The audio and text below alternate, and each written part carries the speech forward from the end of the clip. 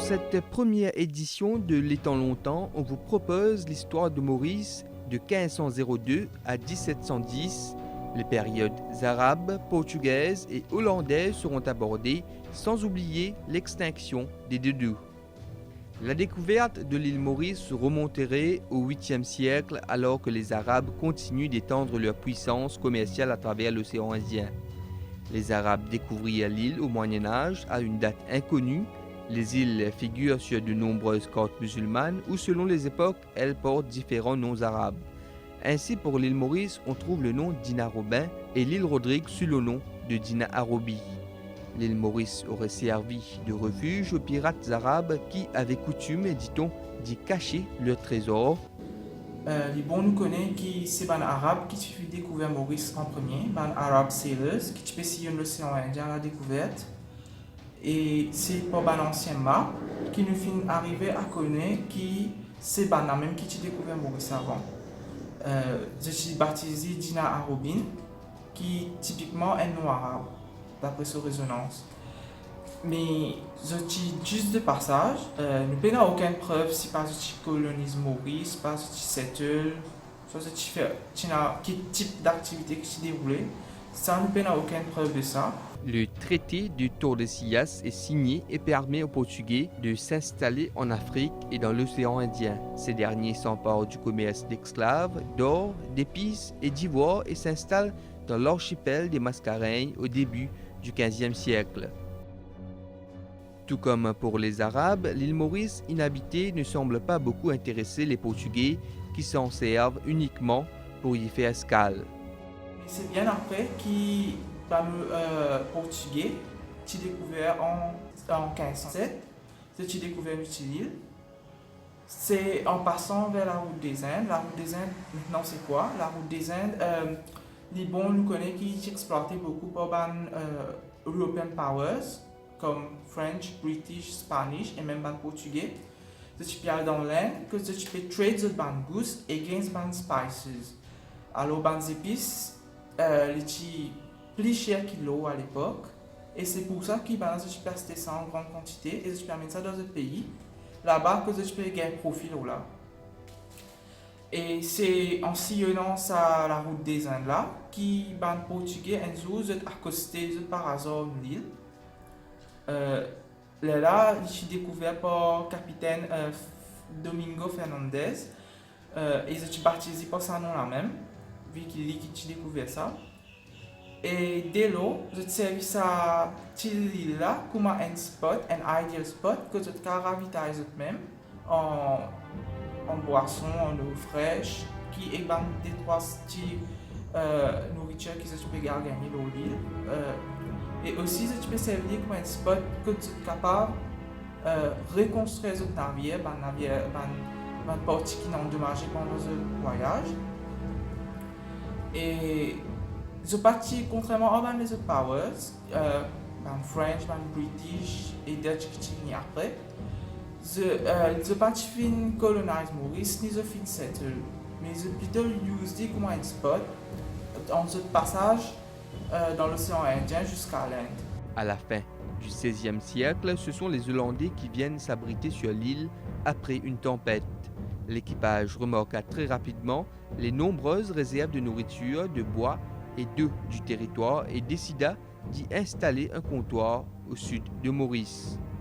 Premier établissement néerlandais donc, en 1638 et le premier gouverneur, Cornelius van Gouye. Et donc l'Invini avec 25 personnes. Mais nous besoin dire qu'il y a un habitant hollandais et un soldat qui passe un moment assez difficile à Maurice. Bien sûr, c'est un pays inhabité, pas qu'il n'y a aucune infrastructure. Et donc, nous besoin vraiment commence à zéro. Et aussi le fait qu'ils aient un père amène la main d'œuvre esclave depuis Madagascar, comme les autres établissements hollandais peuvent faire. Et ça, c'est parce qu'ils aient un père rébellion. Alors, ils amènent la main d'œuvre esclave qui compose plus de un tiers de la population. Et c'est une un petit peu raison, bien sûr, parce qu'il y a bien sûr ben malgache et ben les autres nationalités de ben marron, esclaves marrons, pas intéressés du tout à être esclaves. Et ils ont sauvé, ils ont allé dans les bois et ils ont établi leur propre communauté. Et c'est cette communauté-là qui est restée bien après ben Hollandais in quitte Maurice. Donc, pour revenir à l'activité hollandais, qui est l'importance de Maurice? Le plus important, c'est qu'il tient escale, parce que les Hollandais sont beaucoup plus intéressés que l'Asie du Sud-Est, avec les épices, et donc Maurice tient un point de relâche que les bateaux peuvent venir. L'équipage peut venir, manger, boire, reposer le bateau et continuer la route vers l'Asie du Sud-Est et l'Inde. En 1638, un gouverneur et une vingtaine de familles y vivent, mais la population hollandaise à Maurice va très peu augmenter au cours des années qui suivirent.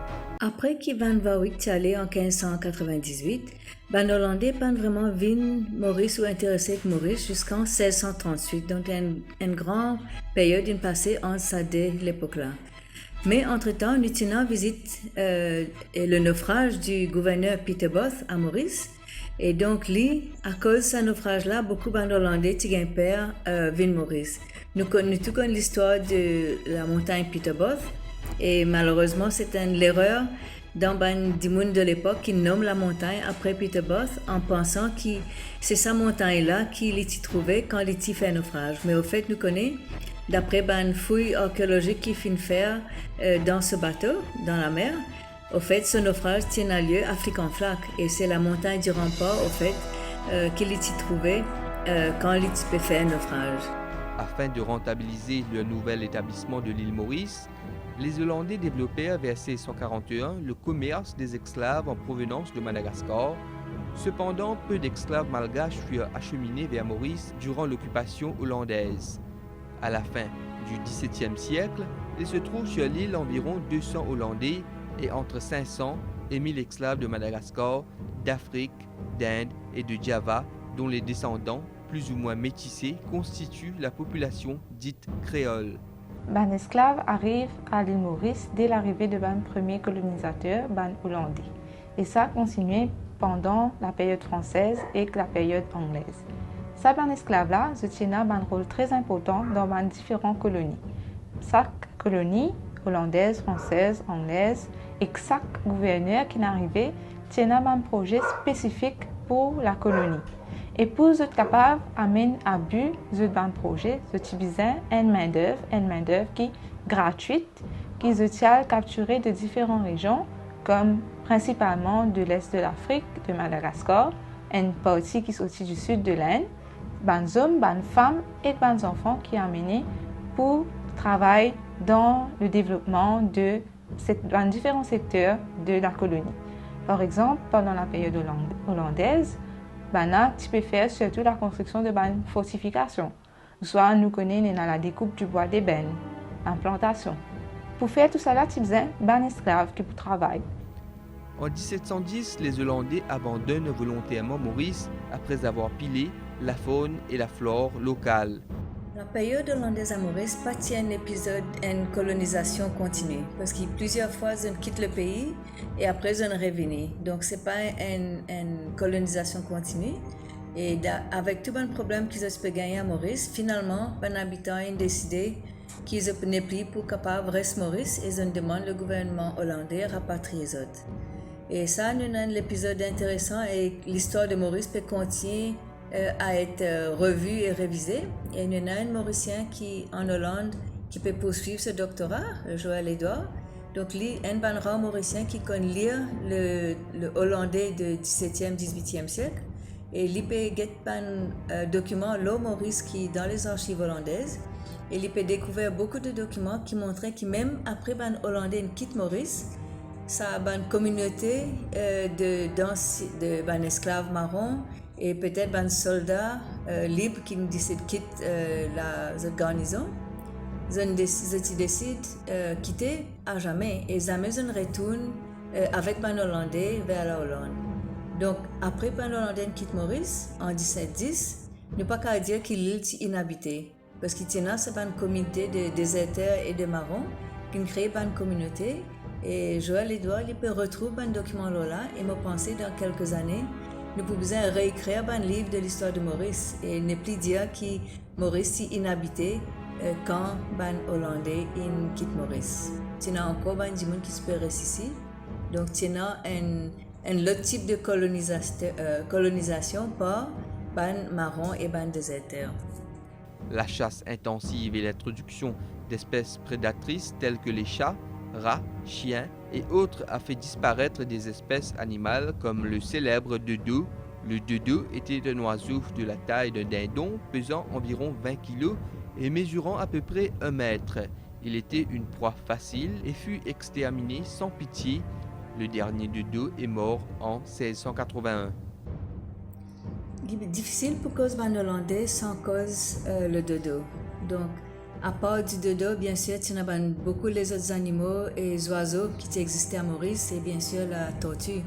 Mais c'est vraiment le dodo qui est l'animal, l'oiseau iconique de Maurice parce qu'il est complètement exterminé par les Hollandais quand ils ont Maurice. Comme nous tous connaissons, le dodo appartient aux oiseaux qui peut envoler, donc c'est facile pour attraper, pour manger. Et c'est vrai qu'il y a beaucoup de monde qui, les Hollandais, pas contents le goût du dodo. Mais malheureusement, malgré que je ne suis pas content le goût, ils quand même exterminent le dodo. Mais nous devons dire qu'il y a beaucoup les autres oiseaux et les autres, la faune qui est bien riche à l'époque. Et ça, qui a une plus grande conséquence négative de l'épisode de Hollandais à Maurice, de la colonisation hollandaise à Maurice. C'est tout pour cette première édition. À suivre le deuxième épisode, Les temps longtemps, Maurice de 1710 à 1767.